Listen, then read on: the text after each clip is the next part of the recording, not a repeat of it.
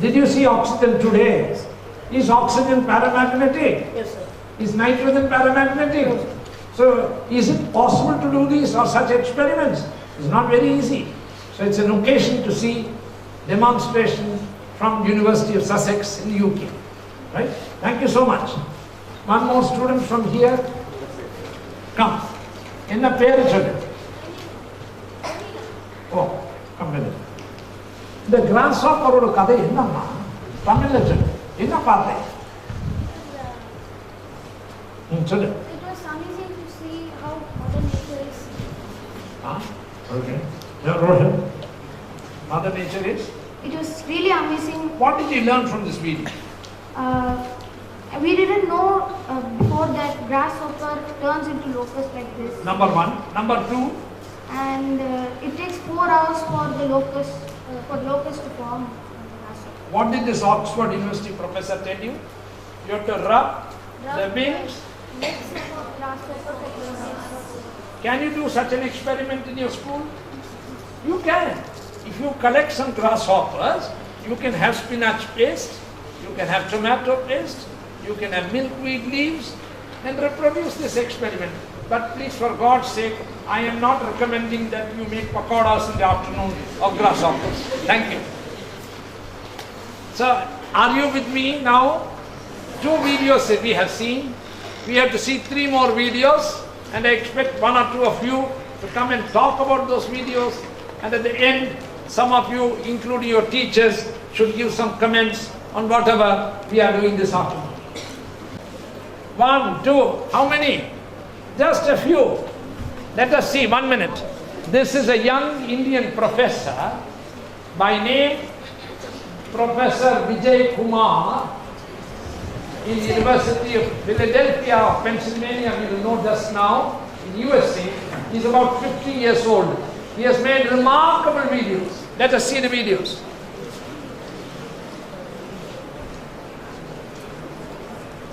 Carter.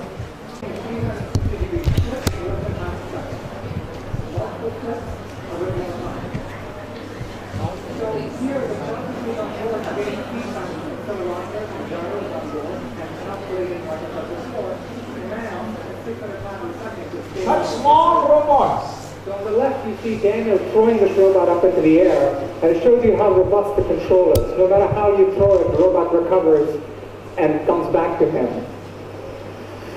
So why build robots like this? Well, robots like this have many applications. You can send them inside buildings like this as first responders to look for intruders, maybe look for biochemical leaks, gaseous leaks. You can also use them for applications like construction. So here our robots are carrying beams, columns, and assembling cube-like structures. I'll tell you a little bit more about this. The robots can be used for transporting cargo. So one of the problems with these small robots is their payload carrying capacity. So you might want to have multiple robots carry payloads. This is a picture of a recent experiment we did, actually not so recent anymore, in Sendai, shortly after the earthquake. So robots like this could be sent into collapsed buildings to assess the damage after natural disasters, or sent into reactor buildings to map radiation levels. Clear in these videos, in the bottom right, you see a robot performing a 360-degree flip in less than half. Making the robots do so many wonderful things. These robots can enter buildings where there is some radiation leak, where human beings may not enter. If there is an earthquake, you want to find out if there are some survivors, what to do. Send these robots in, they will come back with all the information for you, detecting who is there entrapped in the debris after that earthquake. So many wonderful uses. In the second part of the video, you will see how intelligent, are robots intelligent? How intelligent looking these robots are. If its size is this much, as the width of my hand, and there is a window-like structure through which it has to fly, it just turns around and goes vertically rather than like this. You'll see this in the second part of the video. Combine little bits and pieces of trajectories to do these fairly difficult tasks. So I want to change gears. So one of the disadvantages of these small robots is its size. And I told you earlier that we may want to employ lots and lots of robots to overcome the limitations of size. So one difficulty is how do you coordinate lots of these robots? And so here we look to nature. So Hold on, stop. Of Phenogasters. Stop. You know ants, erumbu. If there is a small piece of stone on which you put some sugary substance like fig juice, these ants, big desert ants come, they are not selfish like human beings. If a human being went there, he would take it and eat the whole of it. These ants, 6 of them, 7 of them joined together, carry this piece of stone to their nest. There is no leader. It is almost leaderless communication. Yet, there is no communication in the sense that we understand it. But there is implicit communication amongst themselves. And they know what is their goal. They want to take this piece of stone with a sugary fruit juice to their nest. Can we learn from ants? Professor Vijay Kumar has made robots from this knowledge about ants. What comes naturally to human beings? Selfishness.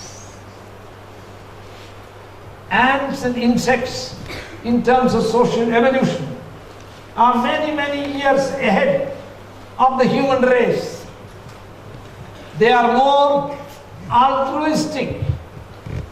They are not selfish. Now see how a professor who writes algorithms, who makes robots, has made use of how desert ants handle something that they get on the way. Continue, please. Lab, carry an object. So this is actually a piece of fig. Actually, you take any object coated with fig juice and the ants will carry them back to the nest. So these ants don't have any central coordinator. They sense their neighbors. There's no explicit communication.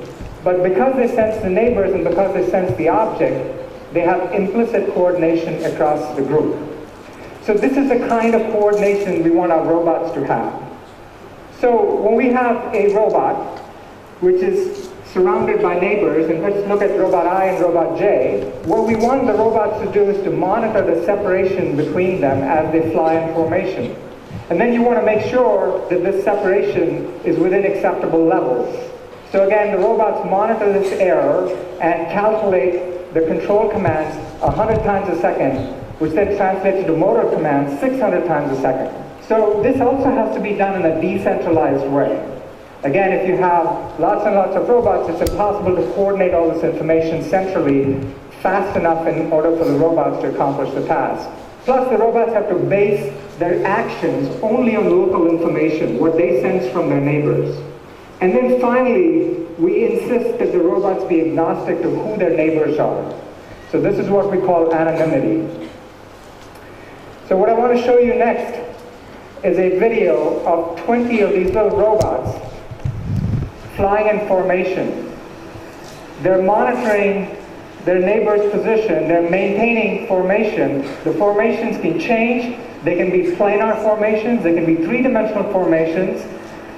As you can see here, they collapse from a three-dimensional formation into planar formation, and to fly through obstacles, they can adapt the formations on the fly. So again, these robots come really close together, as you can see in this figure 8 flight. They come within inches of each other. And despite the aerodynamic interactions with these propeller blades, they're able to maintain stable flight. Be doing that. So no matter in what we saw. Remember, Professor Vijay Kumar is about 50 years old. An Indian who studied in India just like you and me. He knows how to write algorithms. He looks at desert ants. He knows how to make robots that fly. But now he makes robots, tiny robots, so many of them, almost without a leader, with implicit understanding with each other and what they want to achieve. This is remarkable education in the modern days, where all of us, like the grasshoppers, are lonely at home. Amma, ennala onnum padikka mudiyala. Dad, I'm no good. Dad, I don't think I can become a scientist. We are flooded with negative feedbacks from our system. Can we be non-selfish, not selfish? Can we be altruistic? Can we be cheerfully ready to do things, ready to conquer the world of science, just like Professor Vijay Kumar has done?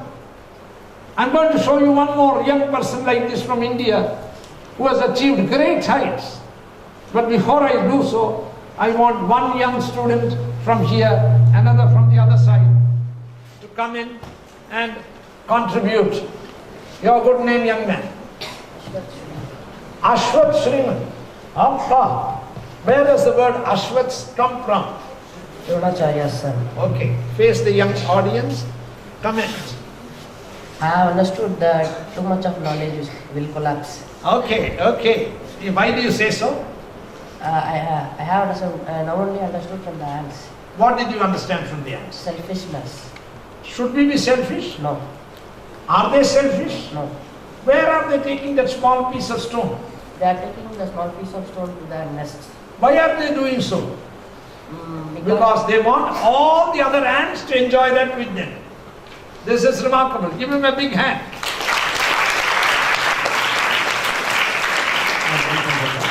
One more volunteer. Come.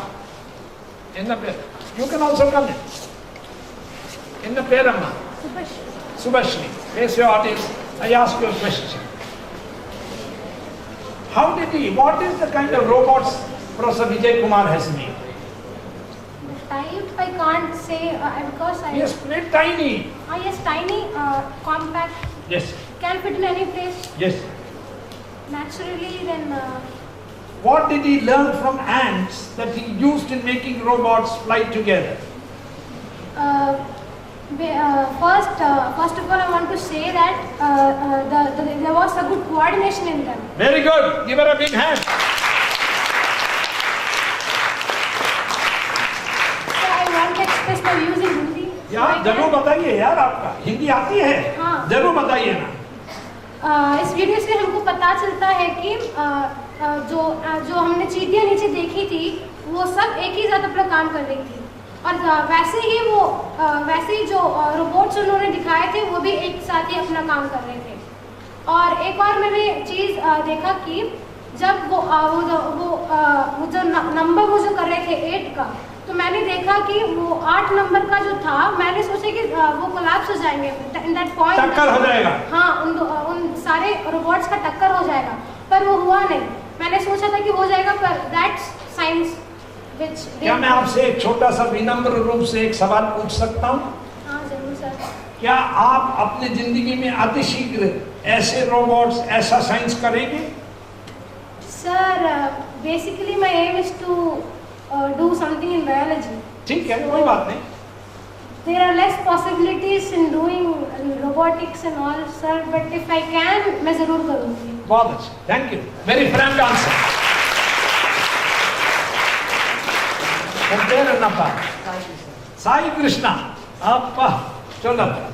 Second class में पढ़ के Which class are you studying? Ninth. Okay. Tell us. So I have studied that they are moving in a coordination and they are moving like properly in lines. They are mentioning that we have to be like this one. Humans have to be like this. That means we can learn a lot from nature. Yes, sir. Can you tell me which other videos I showed you this afternoon? Sir, first you told about the chemistry. What was the chemistry? That That is life, यार. Oxygen के बिना कोई life नहीं है भैया मर जाएंगे oxygen के बिना तो it is chemistry and life Yes, sir. दूसरा video Sir, about biology and life, sir. क्या था वो? About grasshoppers. कभी देखा है? Have you seen grasshoppers? No, yes sir, I The have young seen. man has seen a green grasshopper. Yes. Did you know how grasshoppers can convert into locusts? Yes sir, by rubbing him for 4 hours. Why do they rub? Because population has increased, Yes sir. food is scarce, they start rubbing against each other, Yes sir. they get into swarm mode like robots. They are living robots. Yes, sir. They are not dead robots. They are going in search of food. Do you want to make any other remark, young man? I want to. Have these robots made you think? Yes, I have a vision in my mind is to make an robot, but I have not yet proved it. We bless you. Be in touch with the Secretary. Yes, sir. I'm sure the scientists in Secretary and other CSIR labs and other laboratories in India Yes, sir. and Prof Vijay Kumar. Why can't you send all of you email to Prof Vijay Kumar? We saw your video, we saw your talk, we are all interested. Why don't you come to our school and show a demonstration of these robots in our hall or in Secretary Hall? Yes, sir. Sure, we Will can. you say yes or no? Yes, sir. We can, sir. You should do so. Thank you. Indian who is about 45 years old. You know him? No. Go on. So, India questions maths genius. Fifth one. Second from the bottom. Volume. From all around India, Louder. the finest colleges here in Delhi. Now we're all here together to do just one The thing. name of the professor, Listen, Manjul learn Bhargava. from this bewildering genius, Manjul Bhargava. So Manjul is one of the greatest minds India has ever faced. He has been awarded a prize which I consider even greater than the Nobel Prize. Professor Bhargava has recently won the Fields Medal in Mathematics. Why do I say it's possibly even greater than the Nobel Prize? Because this highest global award in mathematics is given only once in every 4 years. How about a round of applause for this young gentleman?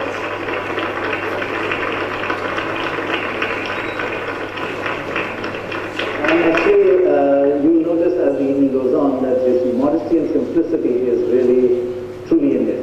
Why do I call him a bewildering genius? Because of what he did to actually win that mathematics award. It's simple really. He won it for, and I quote, developing powerful new methods in geometry of numbers which he applied to count rings of small rank and to bound the average rank of elliptical curves. Simple as that, right? You got it?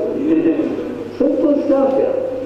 So what is he done? He has count rings of small rank and bound the average rank of elliptical curves. I don't think I'll even ask you to explain that in English. But in English, yeah, just basically what it is for an average viewer. Well, the subject that I work in is the area of number theory, number theory. So number theory basically is the art of understanding the whole numbers, the numbers we use to count 1, 2, 3, 4, and 0, and -1 and -2. Those are the whole numbers. And number theory is about the science, the art of understanding those numbers, understanding the special sequences of those numbers, like the square numbers, the prime numbers, and then finally it's about solving equations whose solutions are whole numbers. So it's like the relationship between numbers. That's right, it's actually number theory, exactly. Simple. All you can do that, right? So, based on that, I just want to get an idea of you in Princeton, sitting in a room with a whole lot of other mathematicians. What do you talk about? Would any of us understand anything? Well, a lot of the mathematics that goes on at Princeton is with the students. Just students like all these. And so I think the audience here, since there are mostly mathematics students here, would understand. They would understand. What is interesting is Professor Manjul Bhargava, Professor of Mathematics, is also a very good Sanskrit scholar. He is a professionally trained tabla player. What is the connection between tabla, mathematics, Sanskrit and philosophy? His mother is a professor of mathematics in University of Jaipur. His grandfather was vice chancellor in Rajasthan University, I presume. But what is interesting is, how many young people here know of Fibonacci numbers? Does somebody know about Fibonacci numbers? Arkav Terima? Fibonacci numbers? Shall I tell you? Will you repeat with me? 1, 2, 3, 5, 8, 13, 21, 34. Purnjada. Will you repeat? 1, 5, 8, 21, 34. These are called Fibonacci numbers. What is so great about Fibonacci numbers? 1 plus 2 is? 1 plus 2 is? 3 plus 2 is? 5 plus 3 is? 8. So on. Can you see? 1 plus 2 gives you 3. 3 plus 2 gives you 5. 5 plus 3 gives you 8. 8 plus 5 gives you 13. 13 plus 8 gives you 21. 21 plus 13 gives you 34. When you are playing tabla, 8 beats, how many possible ways you can combine the short and the long syllables for playing tabla? He says 34 possibilities. This number, so-called Fibonacci numbers, were already written in Sanskrit poetry by Hemachandra in India. According to Manjul Bhargava, not me alone, these Fibonacci numbers must be called Hemachandra numbers. But what's very interesting is this connection between Sanskrit poetry, philosophy, tabla playing and mathematics, number theory is remarkable. Professor C.V. Raman, the Indian Nobel laureate who won it for physics, studied during his life Indian musical instruments. There is a book published, Journey into Light, about C.V. Raman's life.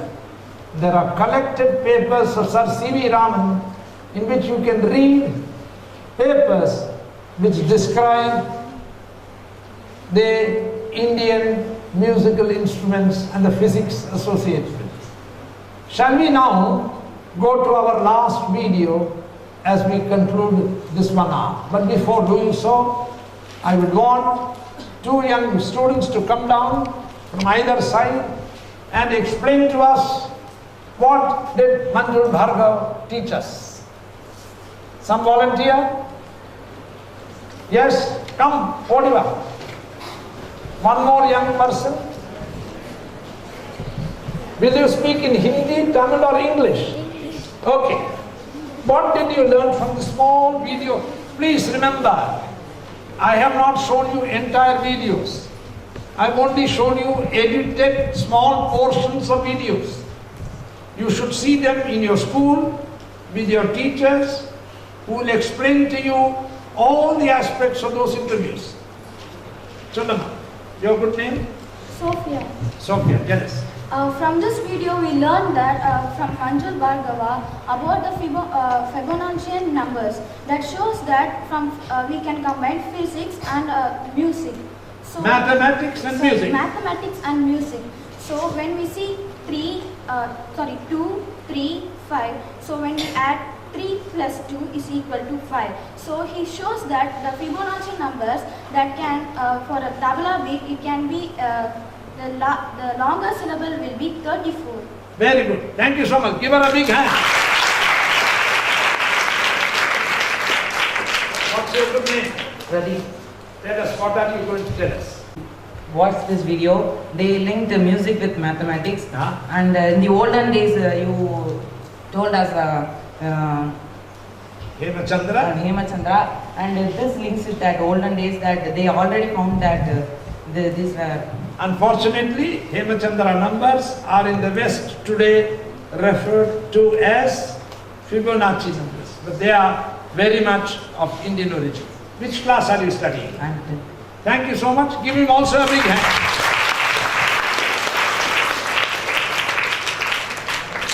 Now, we are at the end, the last, and this is very touching. This is our own Dr. APJ Abdul Kalam. Please see this video.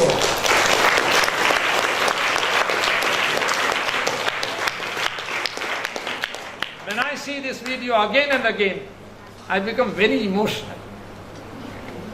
He talks about how should we deal with failures. How should we deal with failures? Please see the video. Your own experience about managing failure? Well, my own experience like this, 1973, I became the project director for satellite launch vehicle program, SLV-3. It is called, put a rowing satellite in the orbit by 1980.